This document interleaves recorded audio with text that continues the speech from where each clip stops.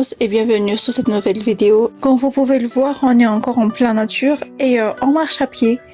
Donc on est encore à la campagne. Aujourd'hui, on va demander la main d'une fille, comme vous pouvez voir sur l'introduction de la vidéo. C'est une fiancée.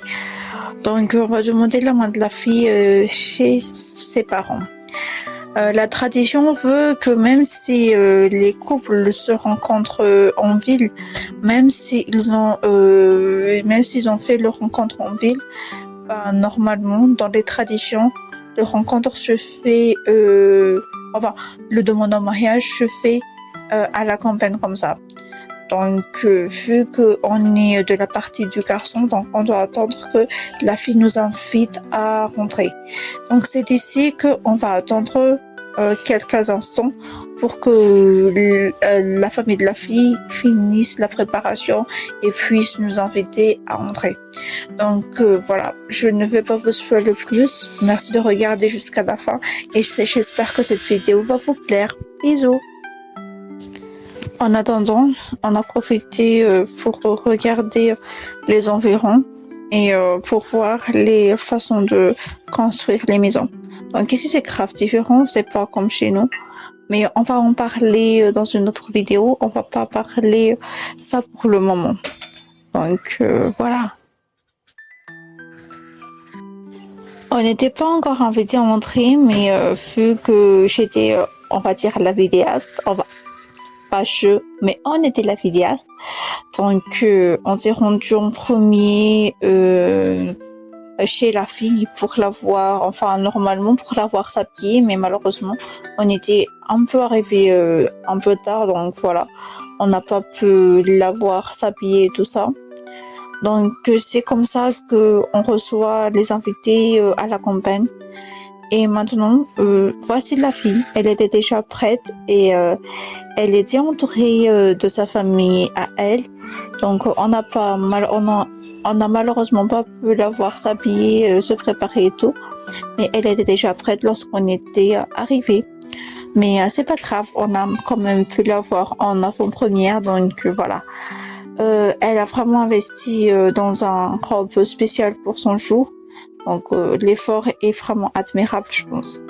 Et c'est à ce moment-là que les affaires commencent. J'ai essayé de faire un petit recherche pour vous délimiter un peu les sortes d'enveloppes qu'on donne, que le marié donne à la famille, à sa belle famille, on va dire ça comme ça.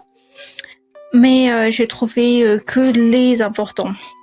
Donc le plus important c'est le voudiounj, ça c'est on appelle ça à peu près la dot, mais c'est pas vraiment la dot. La voudiounj sert pour les honneurs de la famille.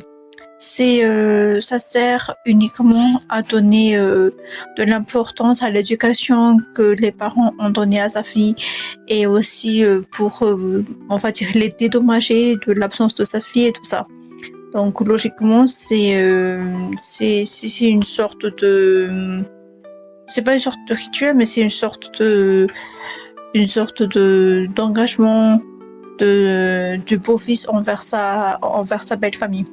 Genre, si il donne une enveloppe et qu'il a rien dedans, parce qu'il est possible qu'il a rien dedans, les belles familles doivent penser que, voilà, il était élevé d'une manière où il a déjà appris à économiser, il a déjà appris à faire face à des difficultés. Donc voilà. S'il y a peu à l'intérieur de l'enveloppe, les belles familles doivent penser que voilà, il sait faire des économies et il sait regarder loin par rapport à la situation de maintenant. Et s'il y en a beaucoup dans l'enveloppe, la belle famille doit penser que voilà, ils ont eu un gendre qui pense à leur belle famille et à qui le soutien financier ne manquera pas. Dans tous les cas, peu importe les situations auxquelles le gendre doit faire face vis-à-vis de la belle famille doit toujours penser que tout est arrivé pour le mieux. Peu importe s'il a rien, s'il a peu, s'il a beaucoup dans l'enveloppe, mais dans tous les cas, c'est l'attention qui compte. Et il y a aussi le Tapmasanata. C'est vraiment long comme mot, mais ça signifie c'est l'enveloppe qu'on donne au frère de en frère, enfin à son beau-frère quoi. Donc voilà. Cette enveloppe a pour rôle de comment dire de de cacher l'œil ou les yeux plus précisément du frère de la mariée lorsqu'on parle du mariage et ce qui vient ensuite. Je ne vais pas étaler sur ça, mais vous savez. Donc à Madagascar, c'est dans la tradition malgache, c'est un tabou de parler mariage devant un frère, de parler des choses comme ça devant un frère, parce qu'un frère c'est sacré. Un frère c'est le dernier homme sur terre sur laquelle la fille doit parler des choses là.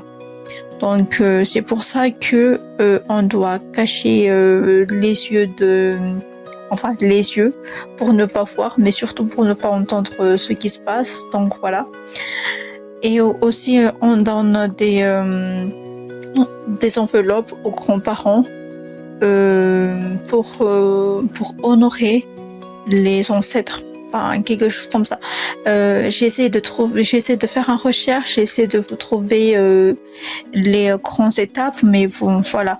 Ce sont les trois grandes étapes sur lesquelles je peux me renseigner. Et à la fin des discours et tout ça, il y a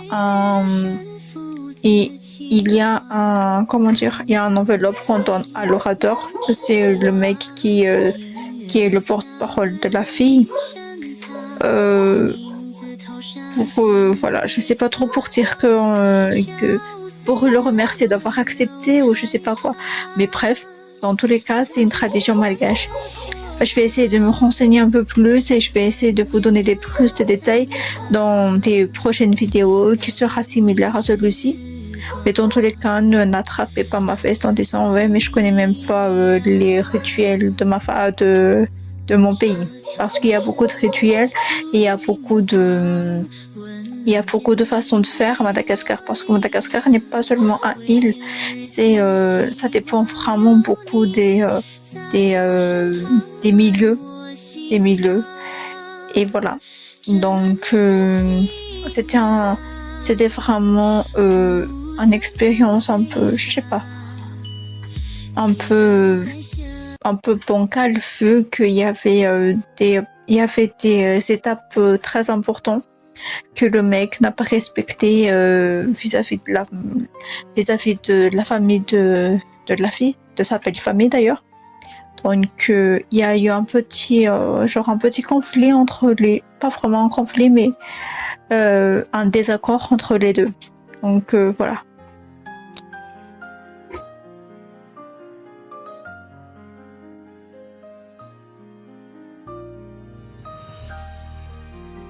Malgré les accrochages qu'il y a eu entre le mec et enfin pas entre le mec mais entre le porte-parole de la part de la famille de la garçon et celle de la famille de la fille, ils ont quand même essayé de trouver des arrangements pour que ça se passe bien parce que de toute façon on peut rien annuler malgré le fait que la fille était déjà enceinte. Il y a le porte-parole de la fille qui demande à ses parents si ils sont d'accord malgré le fait que les traditions n'étaient pas respectées, que malgré le fait qu'il y a eu des trous dans dans les hiérarchies qui étaient censées être dites pour les enveloppes, vous voyez. Donc il y a la porte-parole de la fille qui n'accepte pas trop cette situation et exige qu'on paye, on paye mais on donne davantage, qu'il y a des coutumes à respecter, qu'il y a des formes, des choses qu'il faut faire. Et ça, c'est le grand-père de la mariée, de la fille, qui dit que oui, effectivement, il va y avoir encore plus d'enveloppes et il va y avoir quand même plus de... Il devrait respecter davantage la tradition malgache. Et voilà, donc la famille a cotisé pour que ça se passe et tout ça. Et en quelques minutes de parlante entre la famille, on a quand même décidé de donner quelque chose, d'avancer encore plus de l'argent, enfin pas d'avancer, mais voilà, de donner encore plus davantage d'enveloppe, malgré que c'était pas prévu de la famille. Alors voilà, après tout ça, c'est vraiment l'heure de présenter la fille à la famille du mec. Parce qu'il faut savoir que normalement, dans les coutumes comme ça, il y a vraiment peu de gens de la famille du mec connaissent la fille. Donc il y avait pas de présentation à l'avance, il y avait presque rien. Il y avait même pas de genre comment on peut dire ça. Il y a pas de ouais je te présente à ma famille et tout ça, mais il y a vraiment beaucoup il y a vraiment nombreuses personnes de la famille du garçon ne connaissent même pas, n'a jamais vu la fille en question. Et ils sont tous venus là juste, oui, effectivement, pour voir la fille en question. Donc voilà, c'est la fille en question et il y a le porte-parole de la fille qui explique la situation, qui dit que ce garçon-là est venu demander ta main et ta famille a accepté après avoir enfin pas dire négocié, mais après avoir que toutes les traditions soient respectées. Donc voilà, à partir de maintenant, tu leur appartiens. Enfin, le fait de tu leur appartiens, c'est vraiment un truc de bref, mais voilà, c'est exactement ça le truc que tu leur appartiens et que voilà, c'est eux ta famille à partir de maintenant. Donc c'est vraiment, on peut dire que c'est vraiment un discours, pas un discours, mais euh, c'est vraiment un moment où le porte-parole discute avec la fille. Donc on est content de la recevoir. Donc il y a le mec, le porte-parole du mec qui est en train de dire on est content de cette tournure et c'est le parti que je préfère le plus. Alors je dis que c'est le moment que j'aime le plus. En temps normal, c'est le cas. Si on était en ville et si on n'était pas à la campagne, c'est le cas. C'est le moment que j'adore parce que c'est le moment où on mange. Mais malheureusement, on est à la campagne. Donc la façon de vivre, la façon de faire n'est pas pareille. Donc quand vous voyez le truc jaune qui est dans l'assiette là, c'est le bouillon de porc. Donc ils ont tué un porc pour perpétuer la tradition parce que c'est comme ça qu'on fait. Normalement, soit un porc, soit un zébu. Ça dépend de la richesse des gens, mais ils ont choisi le porc. Donc, comme tout chrétien qui se respecte, on prie. Bref, mais en attendant le prière, moi je regarde le truc que je vais manger. Je ne suis pas vraiment habituée à ce truc-là. Déjà que j'aime pas vraiment le porc, sauf si c'est pas le truc blanc. Je sais pas comment on le dit, cousiné, bref. Mais le truc blanc du porc, je l'aime pas trop, je ne suis pas fan. Mais malheureusement pour moi, c'est juste vraiment ça qui était servi. Donc, bah voilà, comme on dit à Madagascar, on amène les bananes. Ça signifie qu'on mange malgré tout, quoi. Donc malgré tout et voilà, donc on essaie quand même de manger. J'ai pas envie de faire honte à la famille. J'ai pas envie de faire honte à mon cousin, donc voilà, j'ai mangé comme bon me semble. Mais heureusement, il y avait des petits pois qui accompagnaient le porc, donc c'est pas tout simplement du porc, mais il y avait du petit pois, donc je mangeais avec le petit pois. Il y a quand même eu ce qu'on appelle, enfin, je sais pas, mais moi j'appelle ça du chair, parce que voilà, et qui n'est pas trop gras, donc j'ai mangé ça, j'ai en profité pour manger. Et au moment où on mange, on s'est dit, ouais, pourquoi pas, on va filmer une partie sur nos téléphones pour qu'on puisse voir les mariés en train de manger, etc., etc. Donc, on a fait un essai. Et une fois, lorsque j'ai fait le montage, j'ai vu que la vidéo était merdique. Donc, ça n'était pas cadré sur, comment dire, sur la même qualité que celle du caméra. Donc, je me suis dit, ouais, mais bon, ça sert à rien de le mettre parce que de toute façon, c'est merdique. Si en plus c'était flouté et tout ça, donc on n'a pas pu le mettre. Quand même, on a fait, comment dire, on a fait l'effort de manger, on a fait l'effort de sourire malgré le fait que j'étais pas vraiment enthousiaste du repas. Par contre, Ethan, vu que on va pas dire il adore, mais il n'a pas de difficulté à avaler ce type de nourriture, donc il a à peu près mangé. Mais moi, j'étais vraiment, on va dire, un peu du côté du repas. Donc, je me suis dit, voilà, à la maison, une fois arrivée à la maison, on pourra manger. Pas à la maison, à Tenerife, mais chez le garçon, parce qu'on doit aller encore chez le garçon. Donc, une fois là-bas, je mangerai un peu mieux. Donc, je me suis dit, ouais, mais voilà, c'est pas comme si c'était la fin du monde, c'est pas comme si c'était le seul repas de la journée. Donc, je vais faire avec.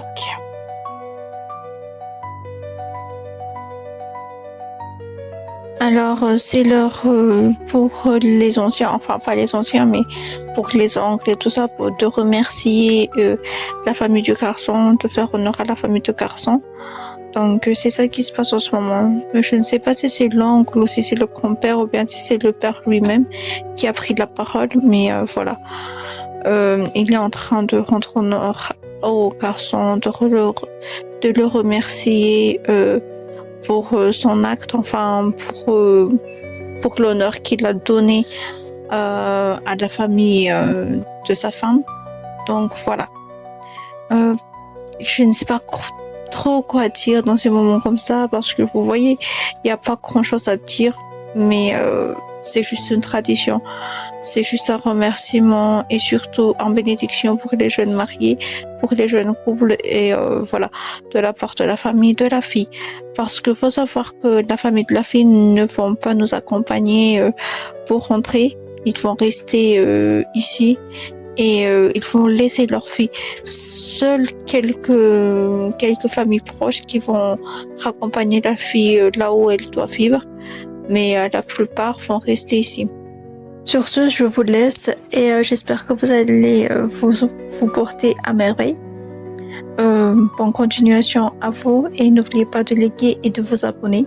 Mettez un petit commentaire sur comment vous voyez les traductions Madagascar.